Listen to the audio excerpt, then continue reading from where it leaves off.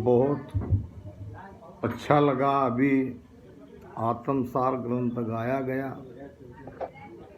ध्यान का बहुत ही बढ़िया विषय है और मुझे ऐसा लगता है कि हमारे महाराष्ट्र में कुछ ही गांव ऐसे हैं कि जहां आत्मसार का पाठ होता है। आत्मसार के जैसा ही ध्यान समाध ग्रंथ है और हमारे रामसनी भाइयों की तरफ से आज की चर्चा ध्यान समाध पे कहने के लिए कहा गया है। ये और खुशी की बात है क्योंकि हम सभी ध्यान करने वाले हैं। अब ध्यान से समाधि में कैसे जाए और ध्यान लगा कि नहीं लगा, ध्यान लगने का क्या प्रमाण और समाधि कैसी लगती है, ये इस विषय में है। आइए इस महत्वपूर्ण विषय पर आप ध्यान से इसे सुनोगे तो कुछ समझ में आएगा। नहीं ध्यान रखे तो ये ज्ञान चला जाएगा। केबो सुनबो सीखबो आविद सेल निराट दुर्लभ सो सुख राम कहे पीछ मसूर की बाट। केबो सुनबो सीखबो, कहना सुनना और सीखना। कल क्या बात आई थी? पढ़नते सुननते सिकनते परम धाम पावनते सही। आज क्या कह रहे महाराज?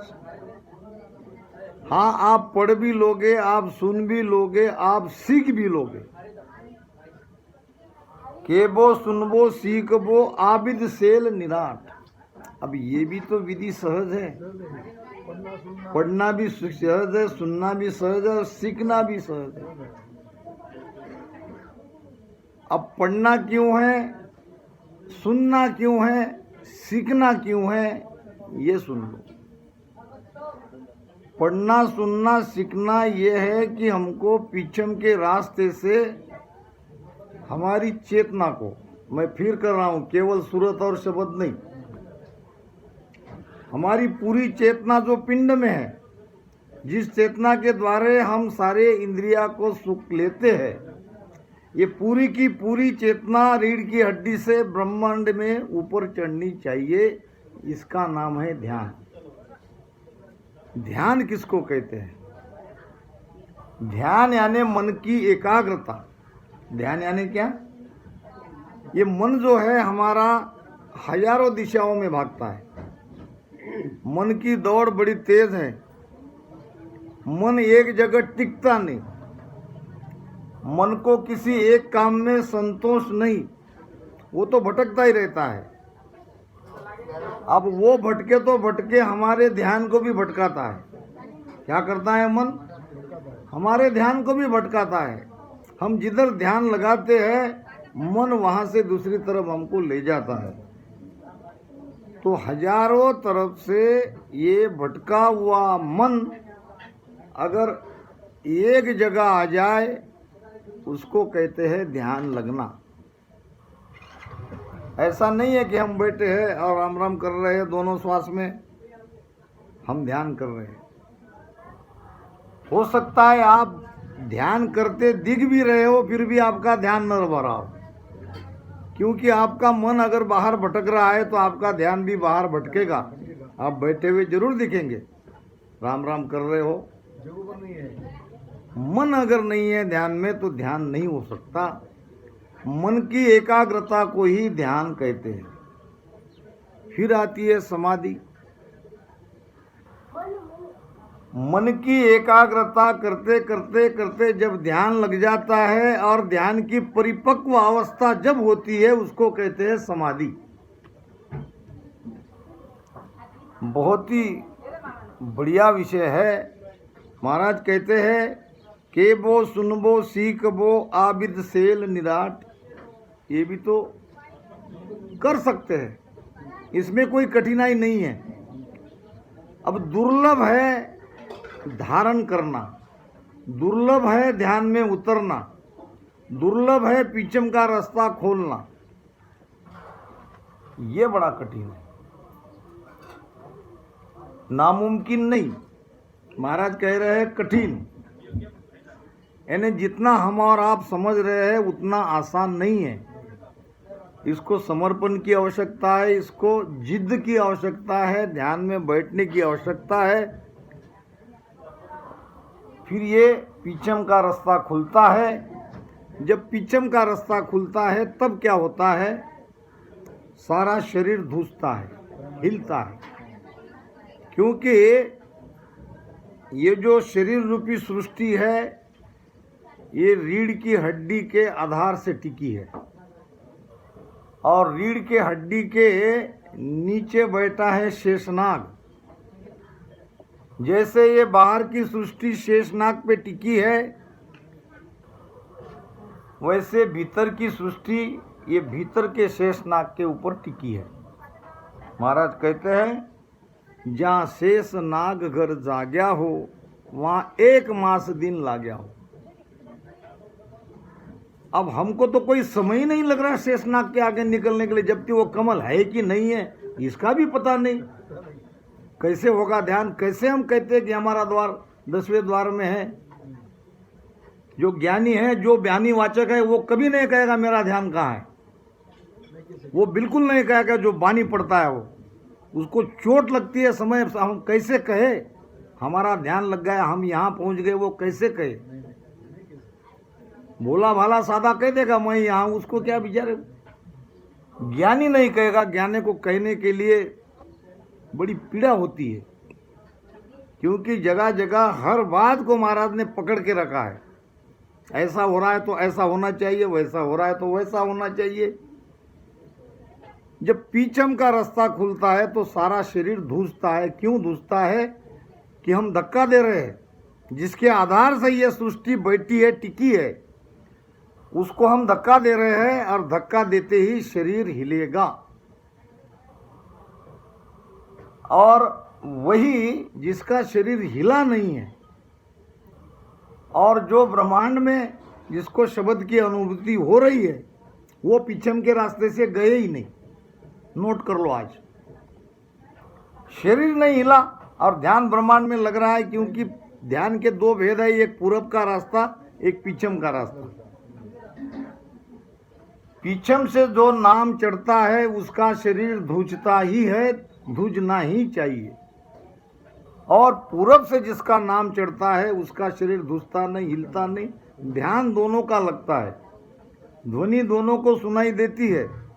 ये पहचानना बड़ा कठिन है कि हम पूरब से गए कि पीछम से गए, इसीलिए ऐसे विषयों की आज जरूरत है। और कोहला जैसे गांव में ध्यान समाधि नहीं होगी तो कहाँ होगी, और देख लो आप जाके पूरे हमारे हिवरा धाम में जितने भी रामसनी के गांव हैं, कहाँ कहेंगे, सब कहते हैं कि थोड़ा विषय समझ में आना चाहिए, ऐसा लो। क्यों, अभी समझे नहीं क्या, अभी तक उपदेश नहीं हुआ, अभी तक चेते नहीं, ध्यान में उतरे नहीं। यही एक गांव है जहाँ कुछ हम कर सकते हैं, जहाँ कुछ समझ सकते हैं ज्ञान को। यहाँ भेदी है, मुझसे भी अच्छे अच्छे ज्ञानी यहाँ बैठे हैं, तो ये सबकी समझ में आना चाहिए। इस YouTube के माध्यम से संपूर्ण भारत को हमारा हिवरा धाम, हमारी हिवरा की सत्ता क्या है, ये भी समझ में आना चाहिए कि हम ऐसे विषय पे हम चर्चा कर सकते हैं। वो गुरु महाराज की कृपा से, हमारे बल से नहीं। बाणी केणी से लहे क्या अनवे सुण होय, दुर्लभ सो सुख राम कहे, कहिए चवते धाम। बाणी केणी ये बिल्कुल रेडीमेड लिखा हुआ है। साखी, दोहा, चौपाई, कुंडलिया, जो भी राग है उस राग से गाने वाले भी बहुत है, बहुत अच्छी राग से गाएंगे। मतलब क्या, गा सकते हैं हम, बानी पढ़ सकते हैं। कोई भी पढ़ा लिखा अगर उसको दोहा चौपाई की रीत क्या है, राग क्या है सिखा दिया गया तो वो पढ़ेगा। और क्या अनुभव सुन हो, अपना अनुभव भी कहेगा, मुझे यहाँ हो रहा है, यहाँ ऐसा हो रहा है। दुर्लभ सो सुखराम कहे, कहिए चौथे धाम। चौथे धाम में पहुंचना दुर्लभ है। वहां तक ध्यान की यात्रा, वहां तक जानी बड़ी कठिन है। साख शब्द से लगे, अनबे करे उचार। भेद अर्थ सुख राम के, बिरला जानन हार। साक शब्द सहल है, साखी कहना, शब्द कहना, पढ़ के सुनाना ये सहज है। अनभे करे उच्चार, अपने अनुभव का उच्चार करना भी सहज है। मगर इसमें जो भेद छिपा है, जो अर्थों में भी अर्थ है, जो संत महापुरुष के वचनों का रहस्य है, ये बिरले का काम है और उसको ही पकड़ो। भेद अर्थ सुखराम कहे, बिरला जानन हार। संतों की बात में बात है, बात में भी बात है। बहुत गहरा राज है इन वचनों में।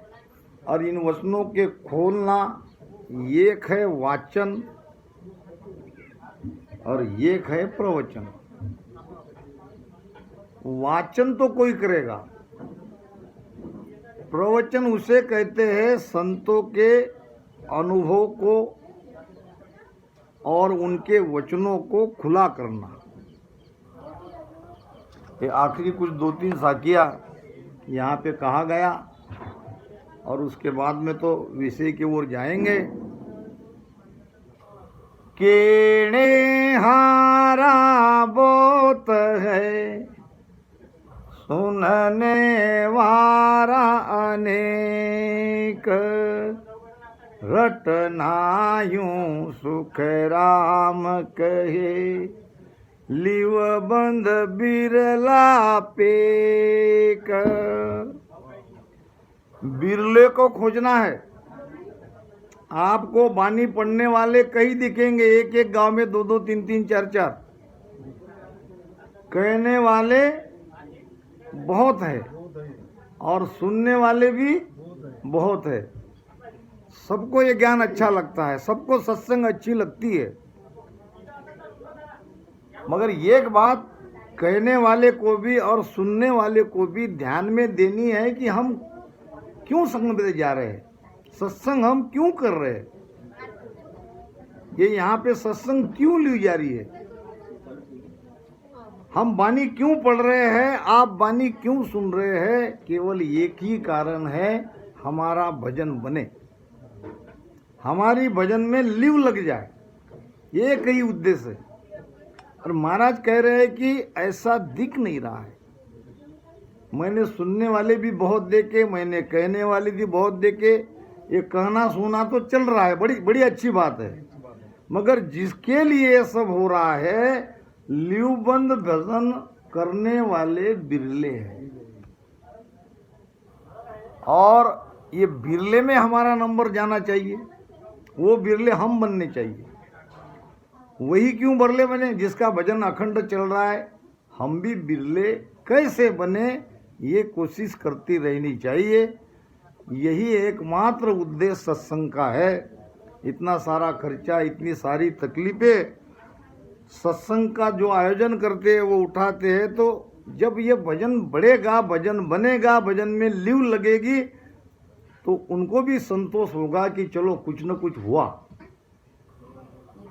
वैसे कोशिश तो हमारी यही रहती है, सब भजन करना चाहता भी है, सबका भजन ल्यूबंद हो ऐसी भी सबकी इच्छा रहती है, मगर कर्म आड़े आते हैं।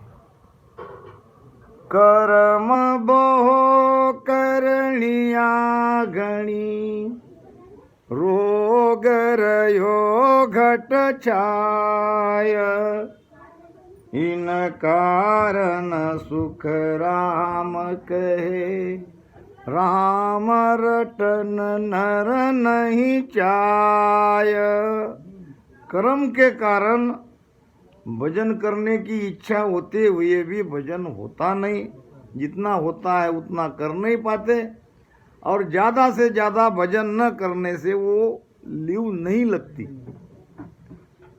अगर लीव भजन में लगानी है, भजन में आपको की बिरह आना चाहिए ऐसी सबकी इच्छा है, आपकी भी इच्छा हो तो एक सूत्र मैं बता देता हूँ जो महाराज ने अपनी वाणी में कहा है।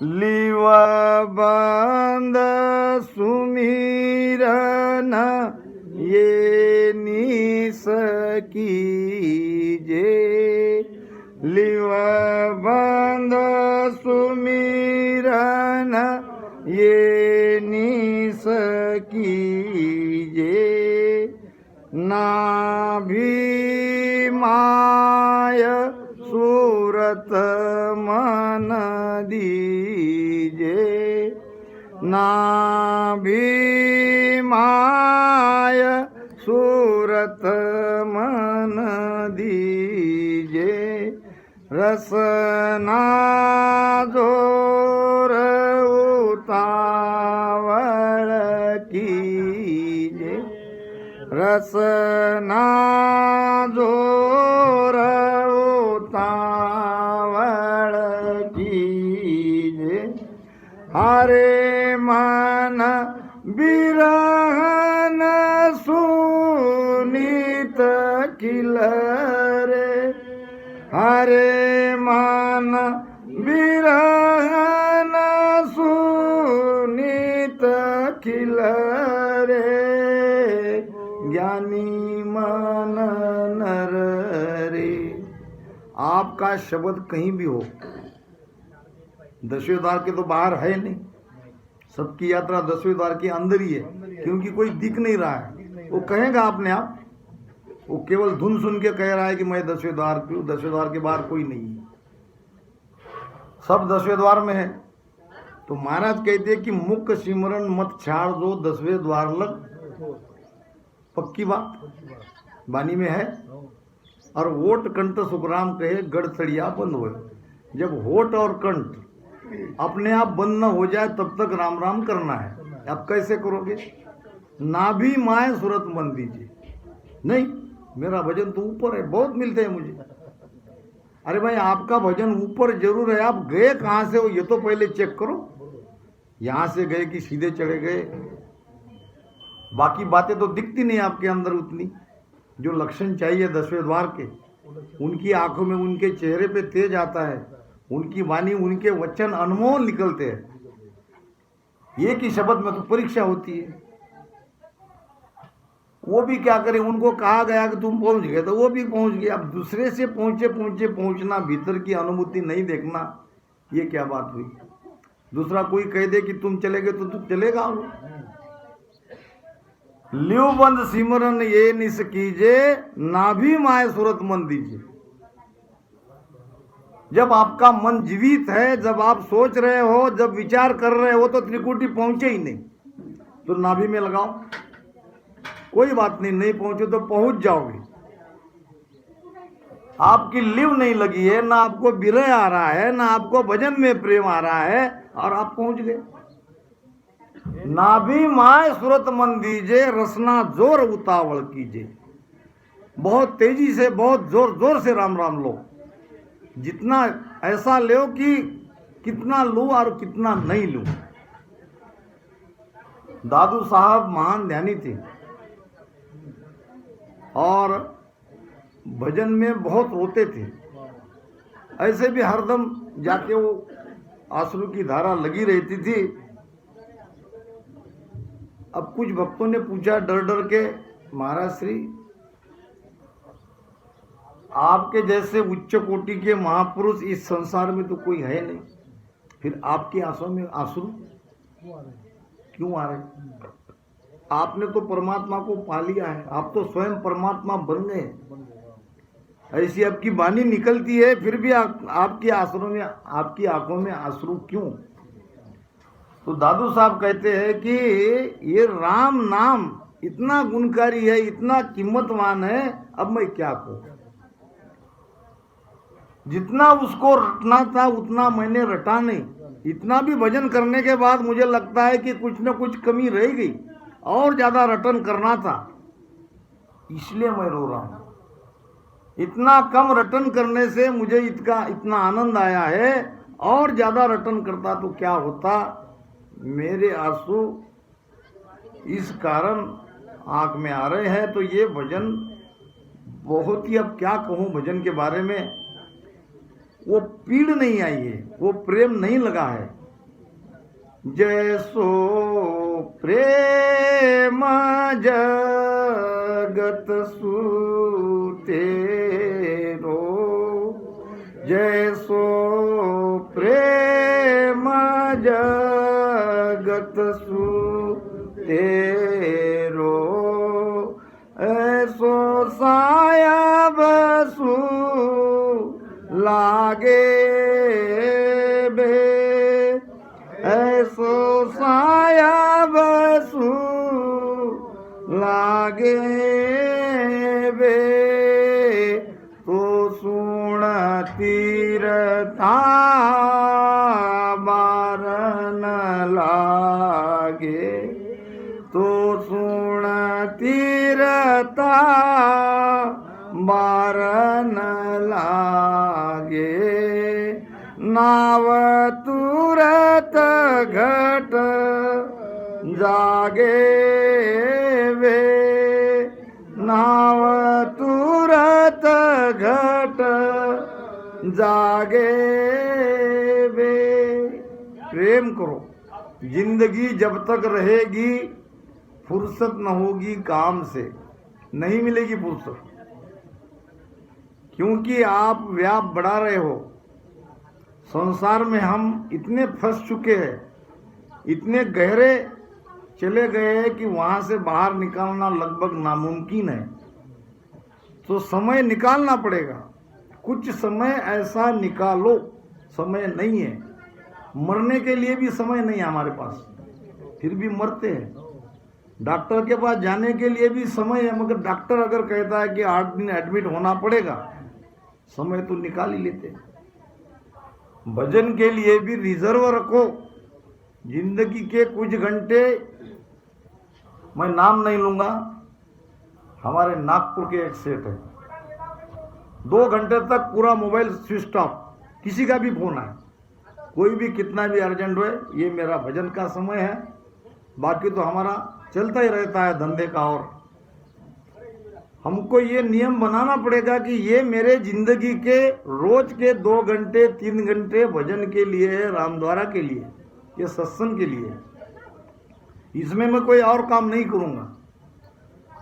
अगर ऐसा करोगे, नियम रखोगे, नेम से प्रेम बढ़ता है, प्रेम से परमात्मा की प्राप्ति होती है। तो महाराज कह रहे हैं कि रटना से राम राम करते करते लिव जिसकी लगी है वो बिरले है। ये महाराज की आंखों से उनको दिख रहा है, हमको तो बहुत भजन करते हुए दिख रहे हैं, मगर ये महाराज की आंखें है, उनके चश्मे से ये महाराज कह रहे हैं, मैं नहीं कह रहा हूं। महाराज कह रहे हैं कि रटना यूं सुखराम कहे, लिवबन बिरला वेग। ये माइक भी हमारा चल नहीं रहा था, किसी का ख्याल भी नहीं। इतने आप गहरे इस महाराज के प्रेम में होता है ऐसा।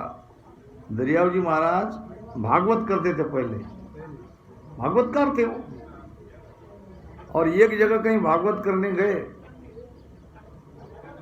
तो कहते हैं कि पूरी भागवत हुई तक भोजन किसी ने खिलाया ही नहीं। अब वहां तो भोजन कराने वाले एक से एक बढ़िया थे लोग, मगर सबको लगा कि कोई ना कोई तो ले ही जाएगा, कोई ना कोई तो ले ही जाएगा, कल बुलाएंगे। ऐसा करते करते वो भागवत करते गए, किसी ने बुलाया नहीं तो वहीं बैठते रहे।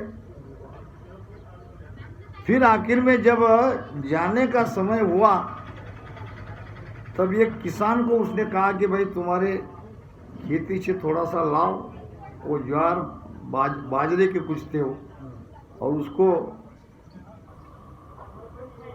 आग पे सेक कर वो थोड़ा खाया, तब गांव वालों को पता चला, सब भाग के आए। तो प्रेम में ऐसा होता है, यही प्रेम चाहिए। भक्ति प्रेम से ही प्रगटती है। केवल प्रेम जो संसार में लगा हुआ है वहां से थोड़ा उसको निकालो। नानक साहब अपने शिष्यों के साथ जा रहे थे, वार्तालाप करते करते आगे कहीं सत्संग थी, तो शिष्यों ने पूछा, महाराज परमात्मा पाने का आसान उपाय क्या है?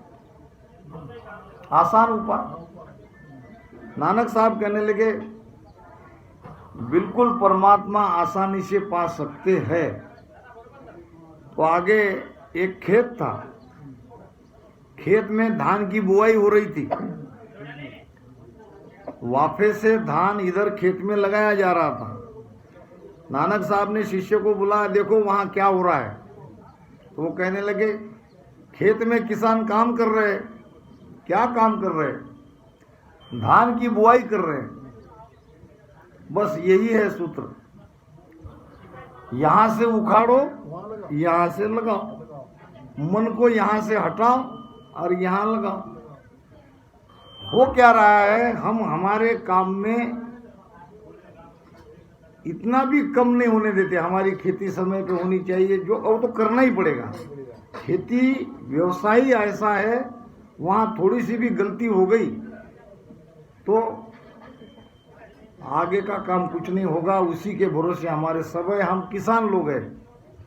फिर भी उसी में ऐसा कुछ एडजस्टमेंट करो कि तुम्हारा भजन बने। कोई समय ऐसा उसमें भी खोजो, नहीं तो खेती में बहुत बढ़िया भजन होता है, होता नहीं ऐसी बात नहीं है। तो जैसे कैसे भी हो, ये लीवबंद भजन करो, और भजन में लीव लगनी ही चाहिए।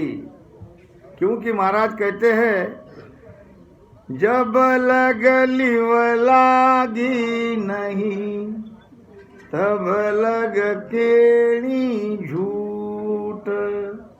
सुन जोरे सुख राम कहे, आपारक की मूठ। क्या केणी झूठ? जब लग लीव लागी नहीं तब लग केणी झूठ। क्या झूठ? मेरा ध्यान लग गया, मैं वहां पहुंच गया, ये जो हम कहते हैं वो झूठ है।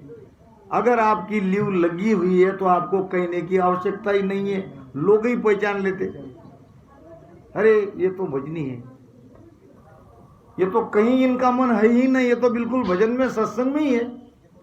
जब लग लीव लागी नहीं तब लग केणी झूठ, और सुन जो रे सुखराम कहे, आप पारक की मूठ। पहचान लेते हैं, तर्क से भी पहचाना जाता है। एक व्यक्ति था और उसकी पत्नी खाना बनाती थी रोज। अब उनकी सास भी आ गई रहने को वहीं। अब सास आ गई तो अब मेहमान थोड़ी है, वो भी बेचारी अपनी बेटी को मदद करती थी। अब एक दिन खाना खाते खाते उसने पहचान लिया, कहा अपनी पत्नी को, क्या आज खाना तुम्हारी माँ ने बनाया? वो कहने लगी, हाँ। आपने कैसे पहचाना? वो कहने लगा, रोज सब्जी में काले बाल निकलते थे, आज सफेद बाल निकला। आज क्या निकला? सफेद बाल, इसलिए पहचान लिया। बाल तो रोज निकलते ही थे, आज तक काले निकल रहे थे, आज निकल गए सफेद। ये सफेद बाल है, इसलिए मैंने पहचाना कि तुम्हारी माँ ने खाना। तर्क से तो पहचान ही लेते हैं। यहाँ तो भजन का तो सारा भीतर बाहर उसका सारा प्रमाण दिखता है। तो लिव लगाओ, लिव बंद भजन मोक को पूछे सांच कमाया रीजे, यही सच्ची कमाई है परमात्मा को रिझाने की। और के सुखराम सुनो बैरागी, भेद नाम रट लीजिए। अगर लिव नहीं लगी है तो भेद तुम्हारे पास आया कि नहीं आया, या जो भेद से भजन कर रहे हो सकता है वहीं कुछ गड़बड़ हुई हो। तो लिव बंद भजन ही सच्ची कमाई है एक राम स्नेही की, उसे श्री परमात्मा रिश्ते है। और लिव नहीं लगी है तो भेद से भजन करो और भेदी के पास जाओ। भेदी बिना बात मति मानो, सभी फिरत है आड़ा।